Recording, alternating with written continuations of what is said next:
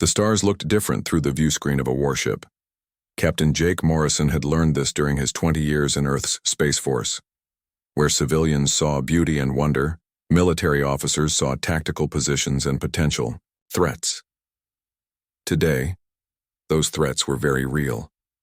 Jake stood on the bridge of the ESS Liberty, his hands clasped behind his back as he watched the massive alien ships surround the small colony below. The Zephyrian vessels were enormous, each one 3 times the size of his own ship. Their hulls were covered in sharp angles and weapon ports, painted in the deep purple that marked all Zephyrian military craft. "Captain, I'm counting 62 enemy vessels," reported Lieutenant Amy Chen from her station. Her voice was calm, but Jake could hear the tension underneath. "They've completely surrounded the colony." Jake nodded slowly. The colony of Kepler-7 floated in space like a giant snow globe, its clear dome protecting the 2 million beings who lived inside. Through the transparent walls, he could see the lights of cities, the green of parks, and the blue of artificial lakes. It looked peaceful, beautiful even. But the ring of warships around it told a different story. "Any communication from the colony?" Jake asked. "Yes, sir. They're broadcasting distress signals on all frequencies. They say the Zephyrians gave them 12 hours to surrender. That was 11 hours ago." Jake felt his jaw tighten. The Zephyrian empire had been expanding for the past century, taking system after system. They always used the same method. First, they would claim that a colony or planet had violated some ancient treaty. Then they would surround it with overwhelming force. Finally, they would demand complete surrender. Those who surrendered became slave workers in Zephyrian mines. Those who resisted were destroyed. "What about the Galactic Council?" Jake asked, though he already knew the answer. Amy shook her head. "They've declared this a local dispute, sir. No intervention authorized." Jake turned to look at his bridge crew. 20 men and women the best Earth had to offer.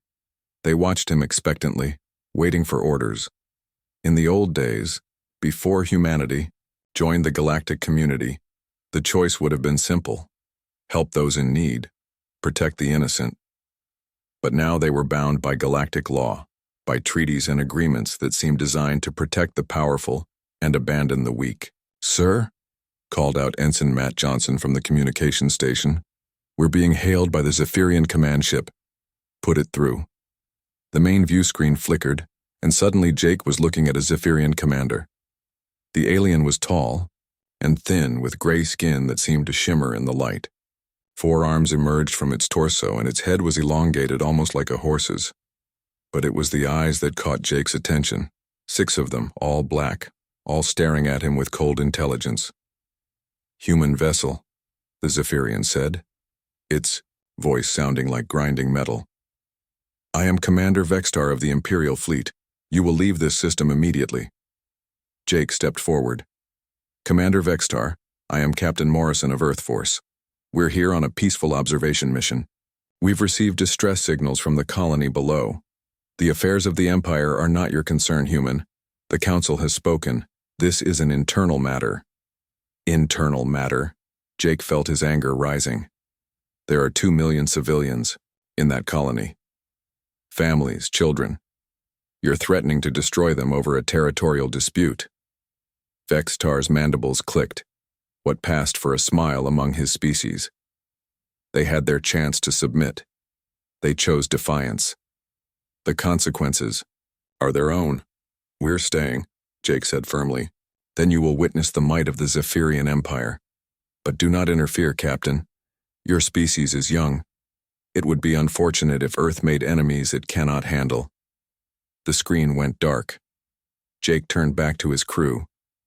They were all watching. Him, waiting. He knew what they were thinking. Earth had only been part of the galactic community for 50 years. They were newcomers, still learning the complex web of alliances and rivalries that governed space. The safe choice would be to leave, to follow the Council's ruling and avoid making powerful enemies. But Jake thought about the colony below. He thought about the families huddled in their homes, watching the sky and waiting for death. He thought about the children who would never grow up, The dreams that would never be realized. Sir, Amy spoke quietly.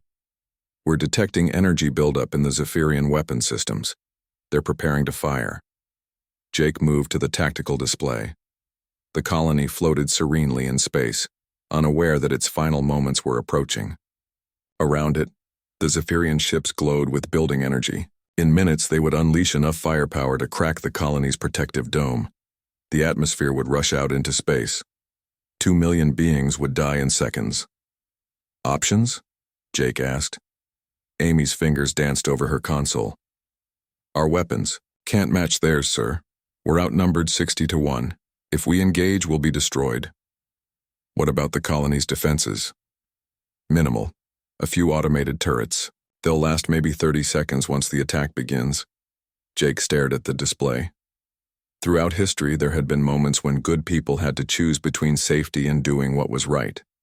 His grandfather had told him stories about World War II, about ships that sailed into impossible odds to save others. His father had served during the climate wars, when humanity had finally learned to put aside differences and work together. Now, it was his turn to choose. Open a secure channel to Admiral Carter, Jake ordered. Priority 1. Within seconds, the face of Admiral Lisa Carter appeared on a side screen. She was an older woman with gray hair pulled back in a tight bun. Her eyes were sharp and intelligent. Quadron. Morrison, I assume this is about the situation at Kepler 7? Yes, Admiral. The Zephyrians are about to open fire on a civilian colony. 2 million lives are at stake. Admiral Carter's expression didn't change, but Jake saw something flicker in her eyes. The Council's position is clear, Captain. We cannot interfere. The Council is wrong, Jake said bluntly. We both know it. There was a long pause. On the main screen, Jake could see the Zephyrian weapons beginning to glow brighter. Time was running out. Admiral, Jake continued, we didn't build our fleet to stand by while innocents die. We built it to protect those who can't protect themselves. Admiral Carter was quiet for another moment. Then she spoke. Captain Morrison, what is your assessment of the tactical situation? Jake felt a spark of hope. The Admiral wasn't shutting him down. She was asking for information. The Zephyrians are overconfident, ma'am. They're used to bullying smaller civilizations. They've never faced human military tactics. Their formation has several weak points. How long would you need to evacuate the colony? 6 hours minimum, but the Zephyrians won't give us that time. Then we'll have to make time. Admiral Carter's voice became firm. Captain Morrison, you are authorized to take whatever actions necessary to protect civilian lives. The fleet will support you. Jake felt relief wash over him. Understood, Admiral. What about the Council? A small smile appeared on Admiral Carter's face. Let me worry about the politics, Captain. You worry about saving lives. The screen went dark. Jake turned to his crew. They had all heard the conversation. He saw determination in their faces mixed with fear. They knew what they were about to do. They were about to change everything. Battle stations, Jake ordered. Alarms began to sound throughout the ship. Crew, members rushed to their positions. Weapon systems came online. Shields powered up. Amy, signal the colony. Tell them to prepare for emergency evacuation. Matt, open a channel to all Earth Force vessels in the sector. Tell them we need backup now. Sir, Amy called out. The Zephyrians are responding to our battle stations. They're targeting us. Jake nodded. Let them. Every second they spend focused on us is a second the colony has to prepare. He activated the ship's intercom. All hands, this is the captain. In a few minutes, we're going to engage a force that outnumbers us 60 to 1. The odds are against us. The Council has forbidden us to act. But there are 2 million innocent lives at stake. We became soldiers to protect those who cannot protect themselves. Today, we honor that oath. He paused, then added, It's been an honor serving with all of you. The bridge was silent except for the hum of equipment. Outside, the Zephyrian ships continued to mass their weapons. The colony waited below, helpless. Jake Morrison stood at the center of his bridge, watching the tactical display. He had made his choice. Now he would live, or die, with the consequences. The stars looked different through the view screen of a warship. But today, for the first time in his career, Jake Morrison thought they looked exactly right. Admiral Lisa Carter stood in the war room of Earth's orbital command station, looking at the massive holographic display. Around her, dozens of officers worked at their stations, monitoring communications from across human space. The room buzzed with activity, but Lisa's attention was focused on one small dot in the star map. Kepler 7. The colony appeared as a green light, surrounded by angry red markers representing Zephyrian warships. One lone blue dot, the ESS Liberty, hovered near. The enemy fleet. Captain Jake Morrison's ship looked impossibly small compared to the alien armada. "Admiral, we have incoming communication from Ambassador Martinez," reported Commander Sam Walsh, her second in command. Lisa sighed. She had been expecting this. "Put him through." The ambassador's hologram appeared beside the tactical display. Paul Martinez was a tall man with silver hair and the careful, measured movements of a career diplomat. His face showed the strain of the past few hours. "Admiral Carter," he began without pleasantries. "I've just come from an emergency session with the Galactic Council. They are very clear. Earth must not interfere in the Kepler 7 situation. 2 million civilians are about to die, Ambassador," Lisa replied, her voice steady. "I understand that. But we have to think about Earth's position in the galaxy. We're still newcomers here. If we violate Council directives, we could face sanctions, trade embargoes, even military action from other powers." Lisa turned to face the hologram fully. "And if we stand by and watch genocide happen, what does that make us?" Martinez's expression softened slightly. "I know this is difficult, but we have to think about the 3 billion humans back on Earth. We can't risk their safety for one colony." "With respect, Ambassador, that's exactly the kind of thinking that led to some of humanity's darkest moments," Lisa said. "Remember what happened when the world looked away during genocides in the 20th and 21st centuries." The ambassador was quiet for a moment. Behind Lisa, the war room continued its work. Officers monitored communication channels, tracked ship movements, calculated possible battle scenarios. "The Zephyrians are a major power," Martinez finally said. "They have over 300 warships. Our entire fleet is only 120 vessels." "Numbers aren't everything," Commander Walsh spoke up. "The Zephyrians rely on overwhelming force and intimidation. They haven't fought a real war in 2 centuries. "We have." Lisa nodded. Humanity's history was filled with conflict, but those conflicts had taught valuable lessons. While other species had grown comfortable with their technology and established tactics, humans had continued to innovate, to think creatively about warfare. "Admiral," Martinez tried again. "Please, think about what you're risking." Lisa walked to the viewing window that looked out at Earth below.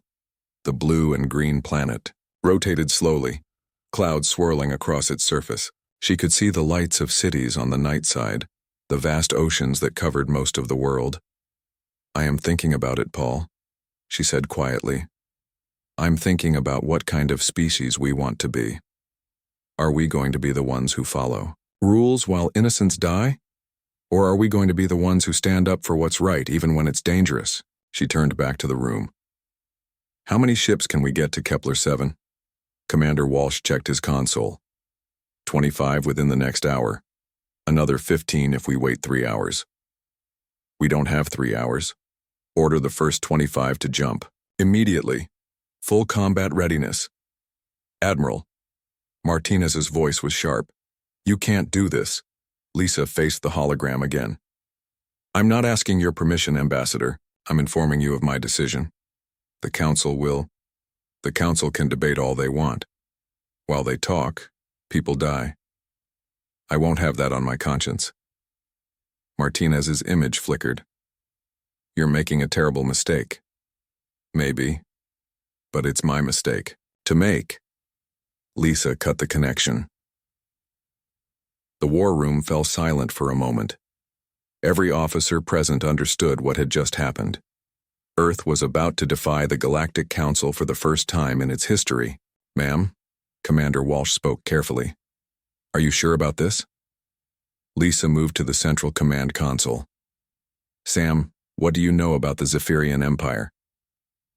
They're one of the oldest spacefaring civilizations. Highly militaristic. They've been expanding for over 800 years. And in all that time, how many species have stood up to them? Walsh thought for a moment. None that survived. Exactly. They've never faced real resistance. They've conquered through fear and overwhelming numbers. But they've never fought humans.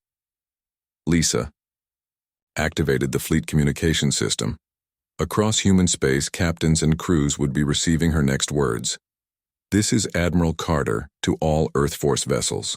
As of this moment, I am authorizing Operation Shield Wall. 25 ships are to proceed immediately to the Kepler-7 system. Your mission is to prevent the destruction of the colony and protect civilian lives. She paused, choosing her next words carefully. I know many of you have concerns about defying the Galactic Council. Those concerns are valid. We may face consequences for our actions today. But I believe there are times when doing what is right matters more than doing what is safe. Today is one of those times. Around the war room, officers began coordinating the fleet movement. Jump coordinates were calculated. Weapon systems were checked. Supply status was verified. Admiral, called Lieutenant Maria Gonzalez from the intelligence station. We're analyzing Zephyrian fleet formations. They're using standard Imperial Deployment Pattern 7. Lisa moved to the intelligence console. The Zephyrian ships were arranged in concentric circles around the colony, each ring positioned to provide overlapping fields of fire. It was a textbook formation, one that had served them well against less advanced opponents. What's the weakness? Lisa asked. Maria highlighted several points on the display. Here, here, and here. Their formation assumes the enemy will attack in a straight line, trying to punch through to the colony. They're not prepared for three-dimensional warfare. Lisa smiled slightly. Most spacefaring species still thought in terms of naval warfare, treating space like an ocean. Humans had learned to think differently. Commander Walsh, I want attack pattern Omega-7. 3 wolf packs, each targeting these weak points. Use the colony's gravity well to slingshot our smaller ships. Keep them moving. Don't let the Zephyrians lock on. Yes, ma'am. What about rules of engagement? Lisa considered this carefully. Disable. Don't destroy. Target weapons and engines. I want to stop them, not start a war of extinction. Understood. As her officers worked, Lisa thought about the colony below. 2 million beings. Humans, Altarians, Velkari, dozens of other species. They had come to Kepler-7 seeking peace, building a community where different species could live together. Now they huddled in their homes waiting for death, not if she could help it. Admiral, Maria called out. We're intercepting Zephyrian communications. They're confused by our fleet movements. They didn't expect us to actually intervene. Good. Confusion is our ally. Lisa turned to the main display. The blue dots representing Earth ships were now moving, jumping through hyperspace toward Kepler-7. Time until our ships arrive? 43 minutes. Lisa nodded. Jake Morrison and the Liberty would have to hold out until then. She activated a direct channel to his ship. Captain Morrison, this is Admiral Carter. Help is on the way. 25 ships will arrive in 43 minutes. Your orders are to keep the Zephyrians focused on you. Buy us time. Jake's voice came through, steady despite the situation. Understood, Admiral. We'll give them something to think about. Jake. Lisa paused. Don't be a hero. I need you alive when this is over. No promises, Admiral. But we'll do our best. The connection closed. Lisa looked around the war room at her officers. They were the best Earth had to offer, trained in tactics that had been refined through centuries of human conflict. They understood warfare in ways the peaceful species of the galaxy couldn't comprehend. Admiral, Ambassador Martinez's voice came through on a priority channel. The Council is demanding to speak with you. Tell them I'm busy, Lisa replied. They're threatening sanctions. Let them threaten.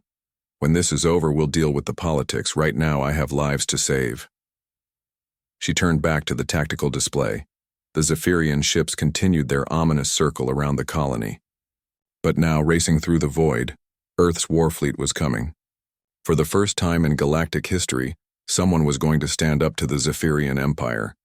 Lisa thought about Earth's history, the times when ordinary people had stood up against overwhelming odds, the Warsaw Uprising, the French Resistance, the Underground Railroad. Humans had always been willing to risk everything for what was right. Today would be no different. All stations, she announced, prepare for combat operations. In less than an hour, we're going to show the galaxy what humanity stands for. The war room erupted in activity. Officers fine-tuned battle plans. Weapon specialists calculated firing solutions. Medical teams prepared for casualties. As Lisa watched her people work, she felt a mix of pride and fear. They were about to change everything. The comfortable position Earth had built in the galaxy would be shattered. They would make enemies, face consequences, possibly trigger a larger conflict. But as she looked at the image of Kepler 7, at the millions of lives hanging in the balance, she knew she had made the right choice. The stars were about to witness something new. For the first time in their long history, the Zephyrians were about to face opponents who wouldn't back down, wouldn't surrender, wouldn't abandon those in need. They were about to face humans, and humans protected their own. Commander Vexistar stood on the bridge of his flagship, the Eternal Conquest, watching the lone human vessel with amusement. The ship was so small compared to his massive dreadnought. It reminded him of a tiny fish swimming near a hungry shark. Status. Report, he commanded, his forearms folded across his chest. All weapons charged and ready, Commander, replied his weapons officer. The colony's shields are down to 15%. One more volley will break through. Vextar's mandibles clicked in satisfaction. The Zephyrian Empire had stood for 1,000 years. In that time, they had conquered hundreds of systems, enslaved dozens of species. No one dared oppose them anymore. The galaxy had learned its lesson. Or so he thought. Commander, the human ship is moving, reported his tactical officer. They're positioning themselves between us and the colony. Vextar's 6 eyes focused on the tactical display. Indeed, the small Earth vessel had moved directly into their firing path. It was either the bravest or most foolish thing he had ever seen. Open a channel to them, Vextar ordered. The main screen flickered, and once again he was looking at the human captain. The man stood straight, his hands clasped behind his back. There was no fear in his eyes. Captain Morrison, Vextar began, trying to keep the amusement from his voice. You seem to have moved into our firing line. I suggest you relocate before you are accidentally destroyed. The human's expression didn't change. There won't be any accidents here, Commander. My ship is exactly where I want it to be. Vextar leaned forward. You would sacrifice your ship and crew for strangers? For aliens who aren't even your own species? That colony has humans in it. But even if it didn't, my answer would be the same. We don't stand by while innocents suffer. Innocents? Vextar laughed, a sound like grinding metal. They chose to defy the Empire. They chose to be free, Morrison interrupted. That's not a crime. Vextar felt his amusement fading, replaced by irritation. No one interrupted a Zephyrian. Commander. No one. You humans are new to the galaxy, he said slowly. Perhaps you don't understand how things work. The strong rule. The weak serve. It has always been this way. Not anymore, Morrison replied simply. You have one ship. Vextar's voice rose. I have 60. Your weapons are primitive compared to ours. Your shields can't withstand our firepower. You will die for nothing.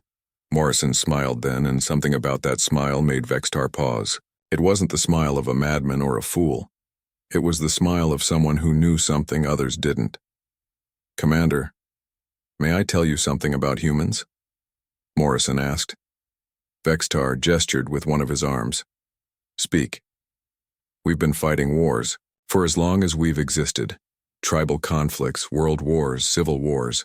We've made an art form out of combat. But do you know what we learned from all that fighting? What? Vextar asked, despite himself. We learned that the side with the most weapons doesn't always win. Sometimes the side that wants it more does. And right now, Commander, we want it more. Vextar was about to respond when alarms began sounding on his bridge. Commander, his sensor officer called out.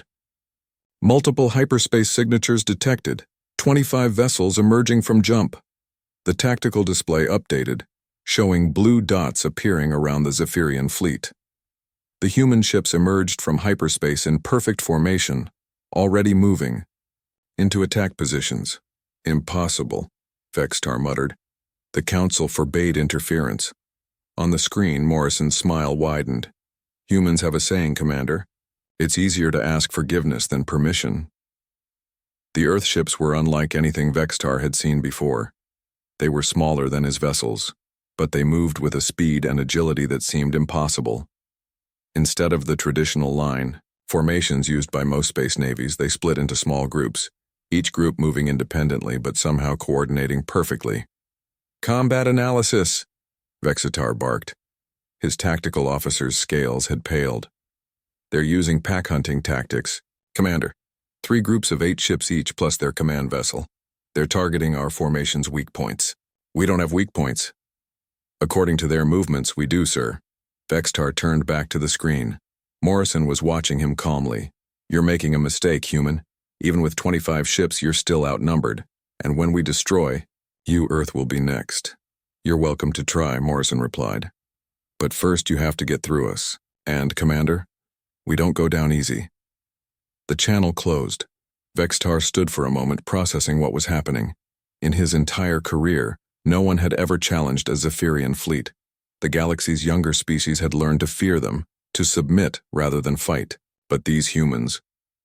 Orders, Commander? His second-in-command asked. Vextar considered. He could destroy the human ships, of course, but it would cost him vessels, maybe many vessels. And if the humans were willing to die for strangers, what would they do to defend their own world?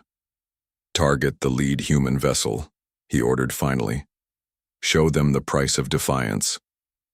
Yes, Commander. Targeting solutions locked. Fire. Purple beams of energy lanced out from the Zephyrian ships converging on Morrison's vessel. But the Liberty wasn't where it was supposed to be. At the last second, the ship had rolled and dived, the beams passing harmlessly through empty space. How? Vextar demanded. They're using some kind of predictive maneuvering system, his tactical officer reported. They move before we fire, not after. More alarms sounded. The human ships had opened fire, but not with the massive energy weapons favored by most spacefaring species. Instead, they launched swarms of small, fast-moving projectiles that streaked toward the Zephyrian fleet. What are those things? Vextar asked. Unknown, Commander. They're too small to be traditional missiles. They're attaching to our ships. The tiny projectiles weren't exploding. Instead, they latched onto Zephyrian hulls and began doing something far worse. They were burrowing in. They're targeting our weapon systems, the tactical officer reported, panic creeping into his voice. And our shields. Commander, we're losing primary weapons on 7 vessels. Vextar couldn't believe it. The humans weren't trying to destroy his ships. They were trying to disable them. It was a tactic he had never seen before, one that required incredible precision and technological sophistication. All ships, evasive maneuvers, he ordered. Spread the formation. But as his ships began to move, the human vessels adapted instantly. They flowed like water around the Zephyrian fleet, always staying ahead of weapon locks, always finding new angles of attack. Commander, his communications officer called out. The human admiral is broadcasting on all frequencies. Put it through. A human female appeared on secondary screens throughout the fleet. She had gray hair and calm eyes. This is Admiral Lisa Carter of Earth Force, she said. You have threatened civilian lives. You have ignored requests to stand down. This is your final warning. Withdraw immediately or we will disable every ship in your fleet. Vextar felt rage building in his chest.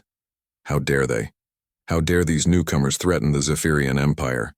Never, he roared at the screen. We are the Zephyrian Empire. We have conquered systems while your species lived in caves.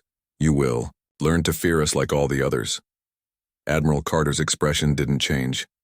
No, Commander. I think it's time you learn to fear us. The human ships accelerated their attack. More of the burrowing projectiles found their marks. Zephyrian vessels began reporting system failures, weapons offline, shields failing, engines losing power. Commander, his second-in-command said, quietly. They're not trying to destroy us, they're showing us they could if they wanted to. Vextar's 6 eyes widened as understanding dawned. The humans weren't just fighting differently, they were thinking differently. While the Zephyrians fought to dominate and destroy, the humans fought to protect and disable. They were proving their superiority without taking lives. It was brilliant and terrifying. All ships, Vextar ordered, his voice heavy. Cease fire. Prepare to withdraw. Commander? His bridge crew looked at him in shock. No Zephyrian fleet had ever retreated. You heard me, Vextar said. He opened a channel to the human command ship. Admiral Carter, you have made your point. The Admiral nodded. You're making the right choice, Commander. Take your fleet and go. Tell your empire that the days of unopposed conquest are over. As the Zephyrian fleet began to pull back, Vextar took one last look at the tactical display. 25 human ships had faced down 60 of the Empire's finest vessels, and won. Not through superior firepower, but through superior tactics and willingness to risk everything for others. Sir, his tactical officer spoke quietly. What do we tell the Empire? Vextar was quiet for a long moment. Then he straightened his forearms. We tell them the truth, he said. The humans are not like the others. There's something new, something dangerous, and the galaxy will never be the same. As the Eternal Conquest jumped to hyperspace, Vextar found himself thinking about the human captain's words. The side that wants it more sometimes wins. For the first time in centuries, the Zephyrian Empire had encountered a species that wanted something more than survival.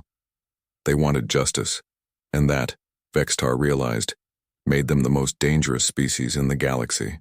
The space around Kepler 7 became a storm of movement and light. 25 Earth ships danced among the much larger Zephyrian vessels, moving with a coordination that seemed impossible. Captain Jake Morrison watched from the bridge of the Liberty as humanity's warfleet showed the galaxy something new. Wolfpack Alpha, execute Spiral Pattern 3, ordered Commander Sam Walsh from the lead ship. Beta and Gamma, maintain pressure on their flanks. Jake smiled as he watched the smaller Earth frigates weave between enemy ships. The Zephyrians tried to track them, their massive weapons swiveling back and forth, but they might as well have been trying to swat flies with sledgehammers. Captain, incoming message from the colony, Amy Chen reported. They want to know if they should evacuate. Tell them to start moving people to the shelters, but hold the evacuation ships, Jake replied. We're not running yet. On his tactical display, Jake could see the battle unfolding.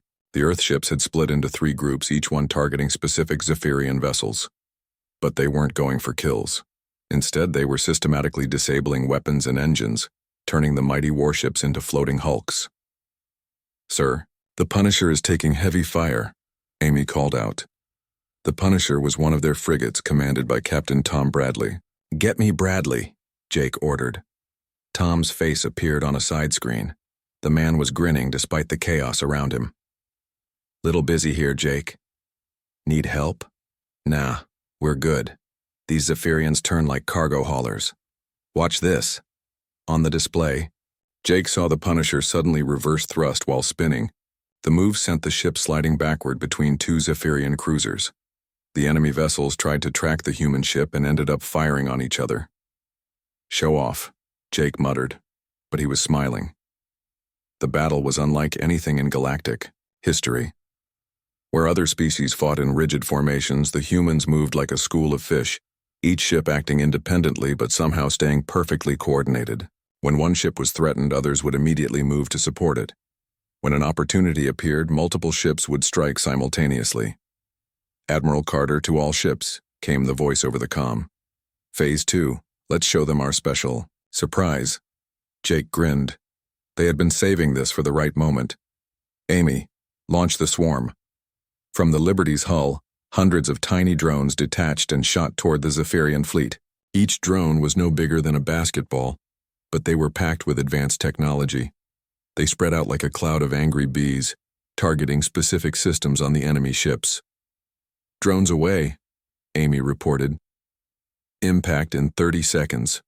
The Zephyrians tried to shoot down the drones, but it was like trying to hit raindrops with bullets. The tiny machines were too small, too fast, too many. They reached their targets and attached themselves to Zephyrian hulls.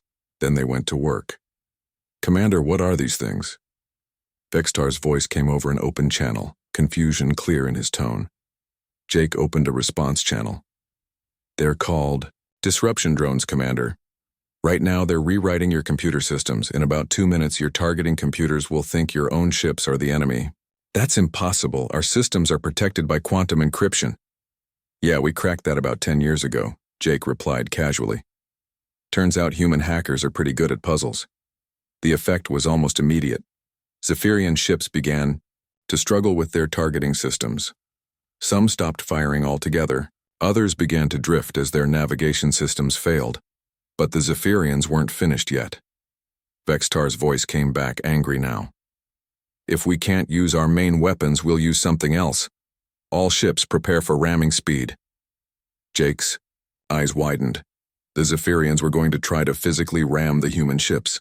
With their size advantage, even one collision could destroy an Earth vessel. All ships evasive pattern Delta, Jake ordered. They're going for rams.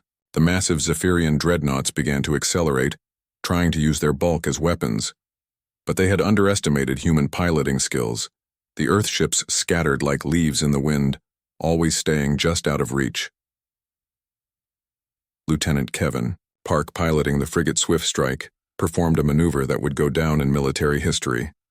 As a Zephyrian battleship bore down on him, he waited until the last possible second, then fired his ventral thrusters while cutting main engines.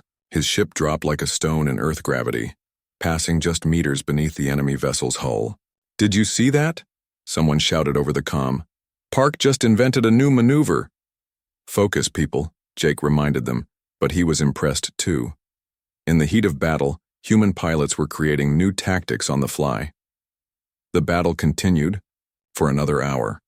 The Zephyrians grew increasingly desperate, trying every tactic in their military handbook, but each move was countered by human innovation.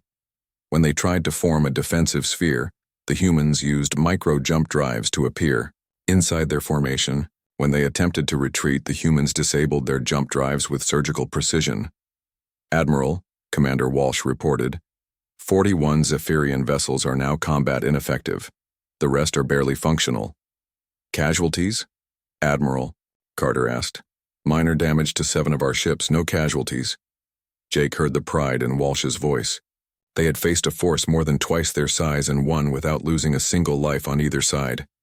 "Commander Vextar," Admiral Carter broadcast, "your fleet is defeated. Half your ships are disabled. Do you yield?" There was a long pause.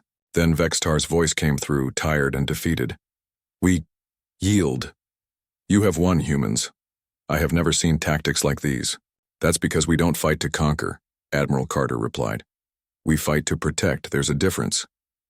As the Zephyrian fleet began to gather its damaged ships for withdrawal, Jake found himself thinking about what had just happened. For centuries, the Zephyrians had used their size and numbers to intimidate others into submission. They had never faced an opponent who fought with creativity and compassion instead of brute force. "Captain," Amy said softly, "the colony is signaling. They want to thank us." Jake nodded. "Open a channel." The screen filled with faces, humans, Altarians, Velkari, and dozens of other species. They were cheering, crying, hugging each other. Children held up drawings of Earth ships. A human woman stepped forward, tears streaming down her face. "Thank you," she said simply. "Thank you for not abandoning us." Jake felt a lump in his throat. We don't abandon people in need. It's not who we are. As the colony erupted in celebration, Jake's comm buzzed with a private message from Admiral Carter. Well done, Captain. You bought us the time we needed. Thank you, Admiral. What happens now? Now we deal with the political fallout. The Council won't be happy. But I think we've shown the galaxy something important today. What's that? That humanity brings something new to the table. We're not conquerors. We're protectors. And maybe that's exactly what this galaxy needs. Jake nodded, watching as the damaged Zephyrian fleet slowly jumped away.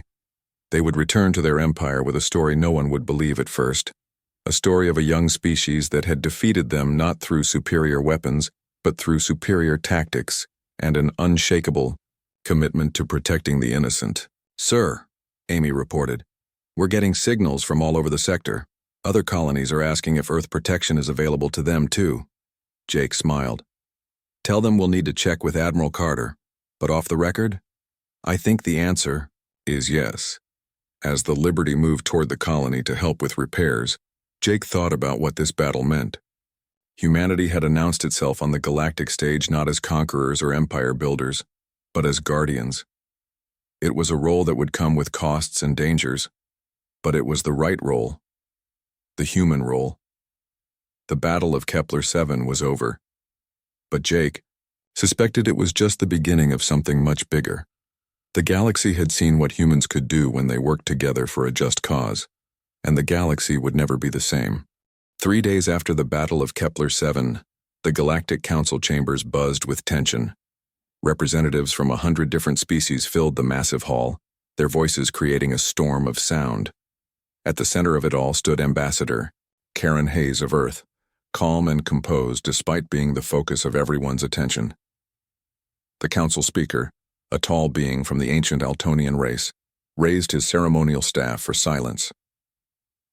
Ambassador Hayes, Earth stands accused of violating Council Directive 779. You intervened in a recognized territorial dispute. How do you answer? Karen stepped forward, her footsteps echoing in the sudden quiet. Council Speaker, Earth answers that we acted to prevent genocide. 2 million lives were at stake. We could not stand by and watch them die. The law is clear, said Ambassador Zektar of the Morvac Federation. Non-interference is the foundation of galactic peace. If every species acted as Earth did, we would have chaos. With respect, Karen replied, we already have chaos. The Zephyrian Empire has conquered 17 systems in the last 50 years. How many billions have died while this council debated and did nothing? Murmurs ran through the chamber. Everyone knew it was true, but no one had dared say it openly before. The Zephyrian ambassador, Kexmar, rose from his seat. He was smaller than Commander Vextar, but carried the same air of superiority. The Empire acts within galactic law. We file claims. We follow procedures. Earth has shown itself to be a rogue state, dangerous to peace. Karen turned to face him directly. Dangerous to whose peace? Yours? The peace that lets you enslave entire worlds while hiding behind bureaucracy? Order! The speaker struck his staff against the floor. Ambassador Hayes, these are serious accusations. Yes, they are, Karen agreed. And I have proof. Display, File Alpha 7. The center of the chamber lit up with holographic images. They showed Zephyrian slave camps, mining operations worked by conquered peoples, colonies stripped of resources. The images were clear and undeniable. Where did you get these? Kexmar demanded. From the freed databases of the Zephyrian ships. We disabled, Karen answered. Your own records condemn you.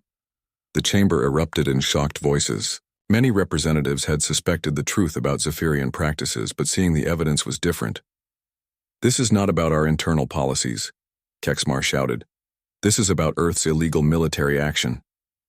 You're right, Karen said, raising her voice to be heard. Let's talk about that action. 25 Earth ships faced 60 Zephyrian vessels. We disabled them without killing a single being. We saved 2 million lives. If that's illegal, then your laws are wrong. The speaker called for order again. When quiet returned, he spoke carefully. Ambassador Hayes, Earth's restraint in battle has been noted. No lives were lost. This is unusual. It's not unusual for humans, Karen replied. We've learned from our mistakes. We know that true strength isn't in destroying your enemies, it's in protecting those who can't protect themselves. A small figure stood up in the back of the chamber. It was Ambassador Mintek of the Kepler colonies. Her people were among those saved at Kepler 7. "May I speak?" she asked in a quiet voice. The speaker nodded. Mintek walked slowly to the center of the chamber. 3 days ago, my children were preparing to die. My people were saying their final prayers. Then the humans came. They risked everything for strangers. They asked for nothing in return. She turned to face the full council. "If this is illegal, then I ask you, what is the purpose of our laws?" Her words hung in the air. Other ambassadors began to stand, representatives of small colonies, minor species, those who had lived in fear of larger powers. "The Velkari support Earth's action," said one. "The Outer Rim colonies stand with humanity," said another. "The Free Traders Guild recognizes Earth as protectors of the innocent." More and more voices joined in. The speaker looked troubled as he realized what was happening. The balance of power in the council was shifting before his eyes. Ambassador Kexmar's scales darkened with anger. "You cannot do this. The Zephyrian Empire will not tolerate—" "Will not tolerate what?" Karen interrupted. "The galaxy refusing to be bullied anymore? Your fleet running away from ships half your size? That was not retreat. That was tactical withdrawal. Call it what you want. The message is clear. The era of might makes right is over." The speaker raised his staff again. "The council will vote. All those who condemn Earth's action?" Hands and appendages rose around the chamber. Karen counted quickly. Mostly the large, established powers, the ones who benefited from the current system. All those who support Earth's position. Many more. Hands rose this time. Small worlds, young species, trading federations, scientific unions. Those who had lived in fear now had hope. The speaker's voice was grave. "By a margin of 73 to 41, the council finds Earth's action justified. Furthermore, this council recognizes the need for new protocols regarding humanitarian intervention." The chamber exploded with voices again. Kexmar stormed out, followed by several other major power representatives, but many others moved toward Karen, offering thanks, proposing alliances, asking about protection agreements.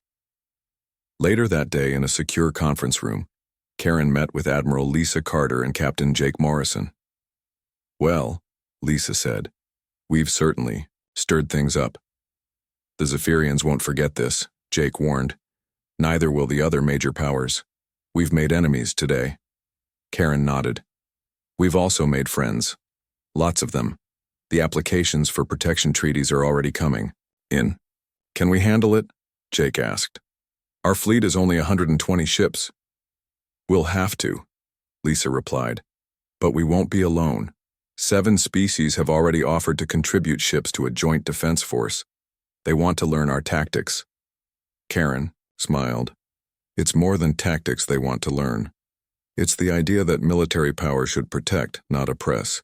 That's revolutionary for many of them." "What about Earth itself?" Jake asked. "Are we safe?" "Safer than before," Karen said. "The Zephyrians know what 25 of our ships can do. They won't risk attacking Earth directly, and our new allies will help watch our back." Lisa activated a holographic display showing the galaxy. Dozens of systems were highlighted in blue, worlds now under Earth protection. "This is just the beginning," she said. "We've committed ourselves to something big, something that will change the galaxy." Jake studied the map. "No pressure, right?" They all laughed, but they knew the truth. Humanity had taken a stand. There would be challenges ahead, conflicts to resolve, probably battles to fight. But they had shown the galaxy a new way. Over the following months, Earth's influence grew. The Joint Defense Force became reality, with ships from many species learning human tactics. Pirates and raiders found their traditional hunting grounds protected. Slave traders discovered their routes blocked. The major powers watched with concern as the balance shifted. Some, like the Morvac Federation, began to reconsider their policies. Others, like the Zephyrian Empire, plotted revenge. But none dared act openly against the growing alliance. Captain Jake Morrison found himself commanding a mixed squadron, teaching alien crews about three-dimensional combat and protection protocols. Admiral Lisa Carter oversaw the expansion of the Defense Force, ensuring that power was shared among all member species. Ambassador Karen Hayes worked to turn military cooperation into lasting peace agreements. 1 year after the Battle of Kepler-7, Jake stood on the observation deck of Unity Station, the new headquarters of the Galactic Protection Force. Ships from 20 different species patrolled nearby, working together in ways that would have been unthinkable before. Amy Chen joined him at the viewport. "Remember when it was just us and the Liberty facing down 60 ships?" Jake smiled. "Seems like a lifetime ago. Look at us now." "Think it will last?" Amy asked. Jake watched a human frigate flying in formation with Altarian, cruisers, and Velkari scouts. "It has to. We've shown them something better than conquest and fear. Once people see that, they don't want to go back." The stars looked different now. Where once they had represented unknown threats and ancient powers, they now held the promise of cooperation and protection. Humanity had found its place in the galaxy not as conquerors or subjects, but as guardians. And in countless systems on worlds that had once lived in fear, children learned new words, protected by Earth Treaty. They were more than words. They were a promise, a commitment, a new order. The galaxy would never be the same, and that was exactly what humanity intended.